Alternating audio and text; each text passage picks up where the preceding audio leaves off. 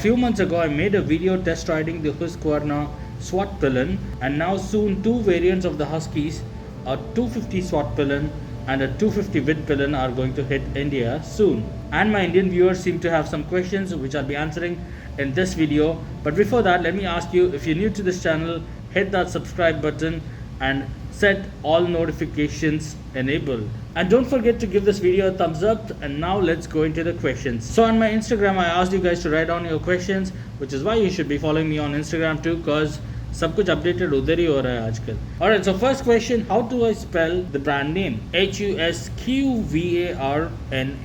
Now you might have heard me spell this Husqvarna a lot of times because I got used to it. Doesn't mean you have to do the same. You can spell it the right way.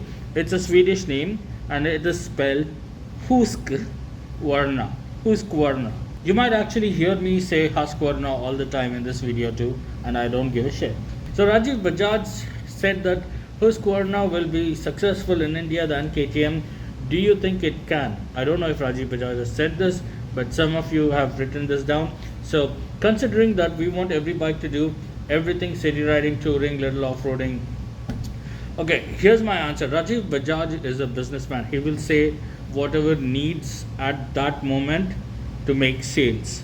So if this was another bike brand launch under their umbrella, he will say the same probably. So basically he will say whatever he feels works for marketing. Now I think a lot of people in India will buy the Huskies for its unique style because not many such bikes exist in India.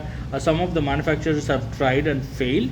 But I also see that a lot of people will complain about the seat height and the ergonomics, and the ride quality not being comfortable and all that. So after the initial enthusiasm has died, we don't know. Maybe it will not appeal to mass public. But people who will buy it, probably buy it for this unique styling. Alright, next question I have like in two parts. So I've clubbed two questions. Can you tour on this bike? And the second question will be, can two people tour Nepal on this? Let me first answer the first question. Can you tour on this bike? Now, I'm the kind of a biker who believes that you can tour on any motorcycle, given that you have the grit and you have the patience to do it. So it may be in varying levels of comfort on a different bike. So some bike may be super comfortable, some bike may be really, really bad for whatever kind of different touring you may do, off-road, on-road or whatever. But it all depends on how much you are willing to push in terms of grit and patience. I mean, hey, I used to tour on my Honda Navi, which you guys know as my brand Africa Single. So yes, you can tour on the bike, but don't expect it to be as comfortable as the other options the same amount of money can buy. For example, you can buy a Duke 250 with a padded gel seat.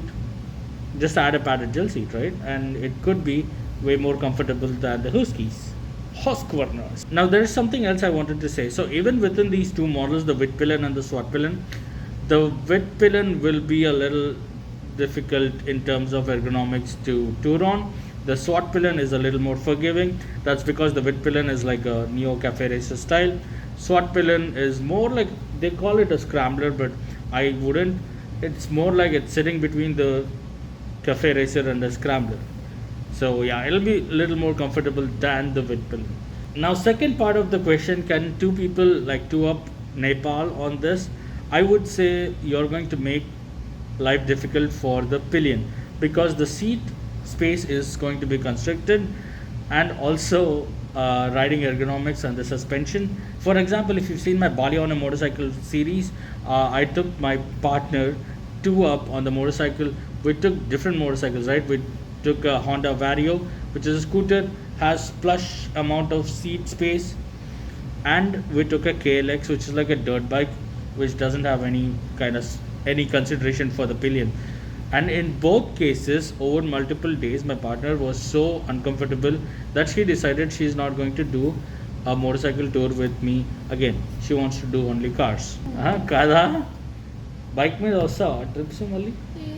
This, given the fact that she is actually a tiny woman, thin and tiny woman, and still she was very uncomfortable on that.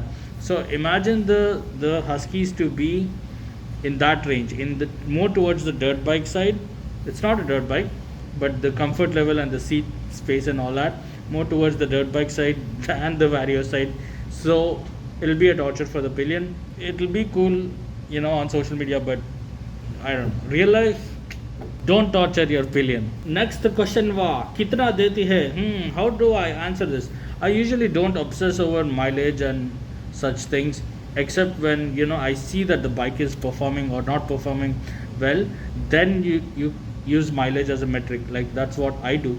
Usually I don't check the mileage of the motorcycles and all. It's fun. It usually rides well.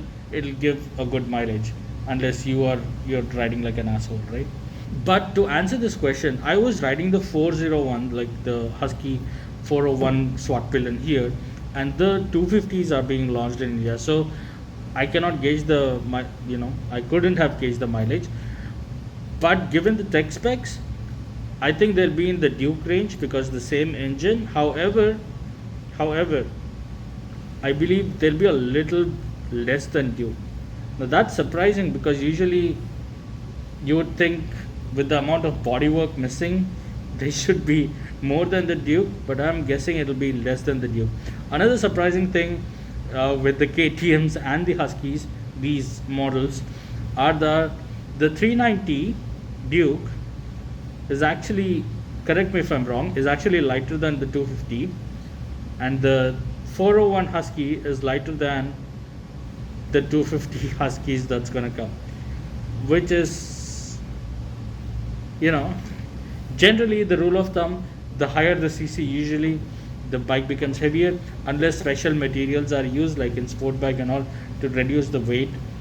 Even now, even in ADV segments, they're like reducing the weight a lot. But this class, I don't think they're doing anything like that, which is why the 250s are a little heavier.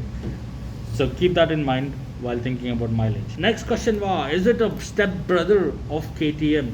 I think I'm gonna call them stepsisters. Problem? Alright, moving along. Are they totally different from the 250s launched in India?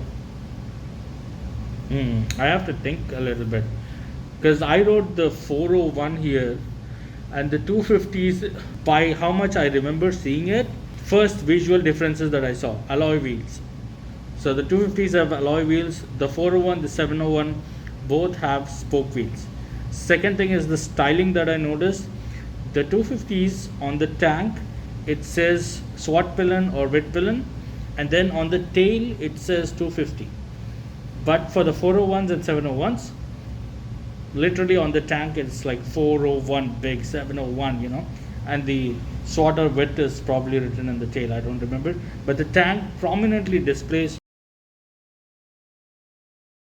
the cc. That's one of the big differences. What else is there? Oh yes, so with the wheels, with the change of the wheels, I've also noticed that the tires are different. Like 250s have more like an on-road bias tires, while the 401 and the 701 both have like meaty off-road looking tires. I mean, whether they perform well in off-road or not is a completely different question based on rubber compounds and tire make and how much ratios are used, and the rating. That's a whole different topic. But look wise, I think that 401 701 tires look good. These look more like on-road oriented tires on the 250s. So I was also just checking on the main page of Husqvarna. The 250s don't feature on the main page, like they have their sub page. So when you go to Svartpilen or Vitpilen page, the 701 and 401 are standing side by side. 250s are really not there. It almost looks like Husqvarna wants to say that, hey, we don't have the 250s. But this means it could be Bajaj's effort to get the 250s into the market in India and test waters. And if 250s work out well, they might bring the 401s. Who knows? And if it is Bajaj's plan, then I have to think about the materials. You all have to think about the materials. I cannot guarantee that the materials are going to be on par, but the fit and finish, they definitely look on par. I have not seen the 250s in person. 401s I've seen, and then I saw the 250s, I believe, on Power Trip's video, which looked very well. Next question. This is like a rapid fire. Does this bike have riding dynamics or characters of its own, or is it like the KTMs? Except for the engine, which is a KTM engine. I mean, you'll you can't forget that it's a KTM engine when you ride it. If you've ridden a KTM earlier, you will feel it, but riding ergonomics will definitely remind you that it's a different bike. Okay, on to the next question. Is the display backlit or backlight? Backlit. Can we see it at night? Yes, the display is backlit. You can see it at night, but the problem is the seeing it at morning. It's not too bright, so it was bad, and I don't think that was even a super sunny day or anything, and still it was not super clear for me. And also the vibration. So imagine the display is just about this much, and then it's not super bright, and it vibrates a bit because it's a high compression engine just like the KTM. So you spend a lot more time trying to figure out what that number was, because even the digits, it's not like some of the digits, right? Speed is already there, but some of these digits, other digits that you want to read are small.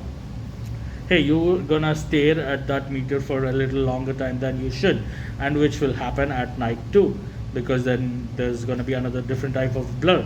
So I would suggest, if you guys get a Husky, if it vibrates, don't try to just get focused on the meters. Excuse me. Okay, it's super cold. I gotta go to bed. All right, so I hope I have answered some of your questions regarding the Husqvarna. Personally, I think the bike should go ahead, because then it'll encourage other manufacturers, and not just other manufacturers, the manufacturers who are existing in India but bringing only boring bikes to India, while our neighbor, let's say somebody like Indonesia, is getting all the hot mal bikes. Imagine the CRF that I have is available in Nepal for like a super crazy price. Like, it's available in Indonesia, it's available probably in Malaysia too, I don't remember. Thailand is available, not in India, because all the boring bikes are coming. So hoping that manufacturers will see it differently, and hope more unique bikes come into India. What do you guys think? Let me know in the comments below. I'll see you guys in the next vlog. Sayonara. Sorry, I have a cough drop thing in my mouth going on right now. Can I have that wrapper back? I can't eat this cough syrup thing, lozenges, and make a video at the same time.